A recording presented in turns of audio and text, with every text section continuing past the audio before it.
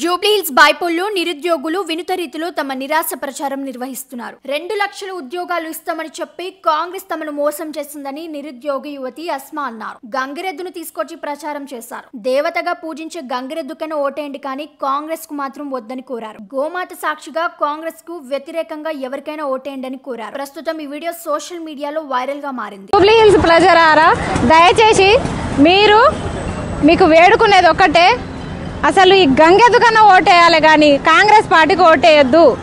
ఎందుకంటే అంత నికృష్టమైన పాలన కాంగ్రెస్ పాలన. చూడండి ఎంత దారుణంగా ఇచ్చేస్తున్నారో. చూడండి, గంగెద్దుని మనము దేవతతో పోలుస్తాము కాబట్టి దేవత సాక్షిగా నేను వేడుకుంటున్నా, దయచేసి మళ్ళీ ఆ హస్తానికి వేసి మళ్ళీ హ్యాండ్ తీసుకునే కంటే ఈ ఒక్కసారి మాకు అవకాశం ఇవ్వండి.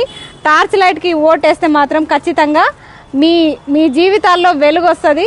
కాబట్టి ఒక్కసారి టార్చ్ లైట్కి, బ్యాటరీ లైట్ గుర్తుకి ఓటేయగలరని చెప్పేసి జూబ్లీహిల్స్ ప్రజలందరినీ వేడుకుంటున్నా.